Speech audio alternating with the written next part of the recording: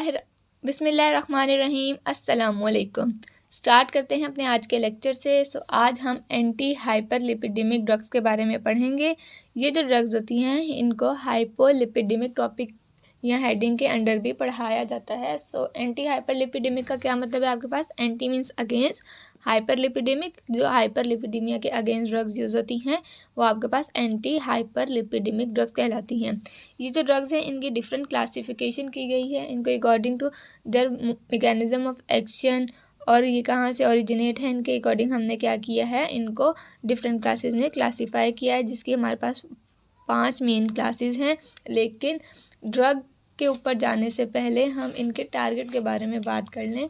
जो ये हमारे पास ड्रग्स होती हैं इनका मेन टारगेट ये होता है कि ये हमारे पास डिक्रीज़ कर देती हैं लेवल ऑफ LDL यानी कि लो डेंसिटी लिपोप्रोटीन कोलेस्ट्रॉल का लेवल डिक्रीज़ कर देती हैं, VLDL का लेवल डिक्रीज़ कर देंगी। इसके अलावा ट्राइग्लिसराइड्स वगैरह को बॉडी में रिड्यूस करना शुरू कर देंगी और इंक्रीज़ कर देंगी। इसके साथ साथ ही आपके पास इसका लेवल HDL।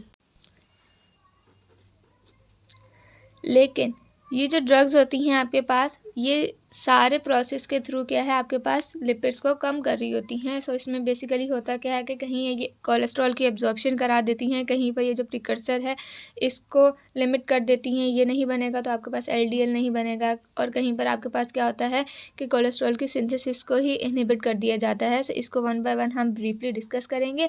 लेकिन before going to drug therapy हमें हाइपरलिपिडीमिया के केस में क्या करना पड़ता है, अपनी डाइट को सबसे पहले मेंटेन करना पड़ता है। अगर हम अपनी डाइट के अंदर ज़्यादा से ज़्यादा अनसैचुरेटेड फैटी एसिड्स को लेंगे जिसमें हमारे पास ऑयल्स वगैरह आते हैं और उनके अंदर ओमेगा 3 फैटी एसिड सबसे ज़्यादा हेल्पफुल होता है। अगर हम इसे अपनी डाइट के अंदर कंज्यूम करेंगे तो हमारे पास ये जो हाइपरलिपिडीमिया के रीज़न है, जो एथ्रोमा का रीज़न है, ये क्या होगा, कम होना स्टार्ट हो जाएगा। इसके अलावा अगर आप वॉक करेंगे, डेली बेसिस पर एक्सरसाइज करेंगे और फास्ट फूड वगैरह को अवॉइड करेंगे तो हमारे पास हाइपरलिपिडीमिया कम हो जाएगा। अब ये जो ड्रग्स होती हैं हमारे पास ये डिफरेंट मैकेनिज्म्स के थ्रू एक्शन करती हैं। सबसे पहली है HMG CoA रिडक्टेज इनहिबिटर। इसका एक और नाम है 3-हाइड्रोक्सी 3-मिथाइल ग्लूटाराइल कोएंजाइम A।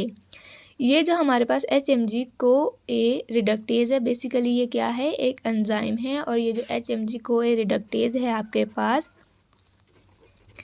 ये हमारे पास एक पाथवे के अंदर काम करता है और ये एंजाइम बेसिकली क्या होता है, रेट कंट्रोलिंग एंजाइम होता है। अब जो रेट कंट्रोलिंग स्टेप होता है या रेट कंट्रोलिंग एंजाइम होता है किसी भी रिएक्शन के अंदर, अगर हम इसे डिस्टर्ब करेंगे तो पूरे का पूरा रिएक्शन हमारे पास क्या होगा, डिस्टर्ब हो जाएगा। अब हो सकता है हम इसे जिस वे में अफेक्ट कर रहे हैं या तो रिएक्शन और स्पीड अप हो जाएगा या फिर क्या हो जाएगा, रिएक्शन सारा इनहिबिट हो जाएगा, डिक्रीज़ हो जाएगा। तो ये जो HMG CoA रिडक्टेज होता है ये बेसिकली आपके पास काम करता है मेवालुनेट पाथवे के अंदर। अब ये जो आपके पास मेवालुनेट पाथवे होता है इसकी एंड प्रोडक्ट जो है ना, बस वो याद कर लें कि हमारे पास कोलेस्ट्रॉल की सिंथेसिस होती है। जब हम इस रेट कंट्रोलिंग एंजाइम को ही डिस्टर्ब करेंगे तो हमारे पास क्या होगा, इस कोलेस्ट्रॉल की सिंथेसिस नहीं होगी, हम इसे ही इनहिबिट कर रहे हैं।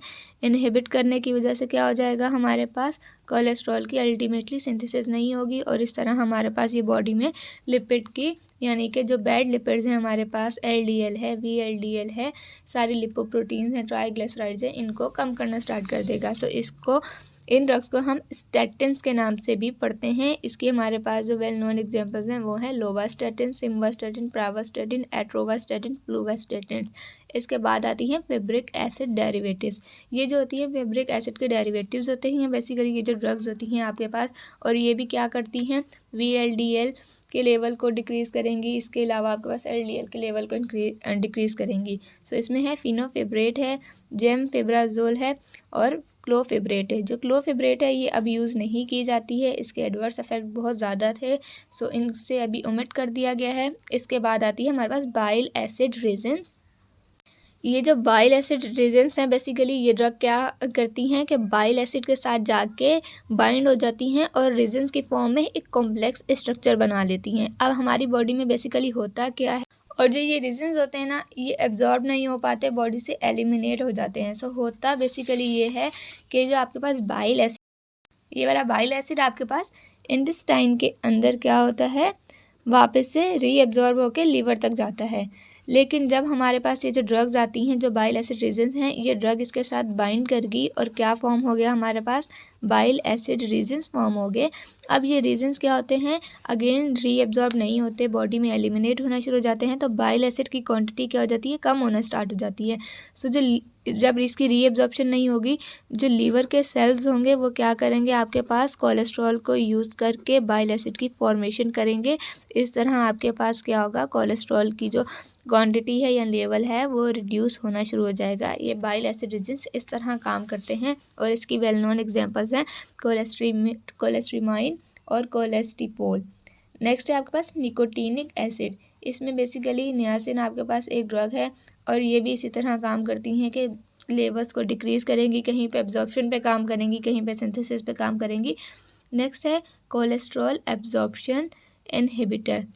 ये वाली जो ड्रग्स होती हैं ये कोलेस्ट्रॉल की एब्जॉर्प्शन को ही क्या कर देंगी, इनहिबिट कर देंगी। अब बॉडी के अंदर जब कोलेस्ट्रॉल हमारे पास एब्जॉर्ब ही नहीं होगा तो वो प्लाज्मा में नहीं जाएगा और बॉडी के अंदर लिपिड्स की क्वांटिटी इंक्रीज़ नहीं होगी। तो इसके एग्जांपल है हमारे पास एजिटिमाइब। नेक्स्ट इंशाल्लाह हम करेंगे HMG को रिडक्टेज इनहिबिटर के एडवर्स अफेक्ट, उसका मैकेनिज्म ऑफ एक्शन, इन सारी चीज़ों को करेंगे। अल्लाह हाफिज़, सी यू सून।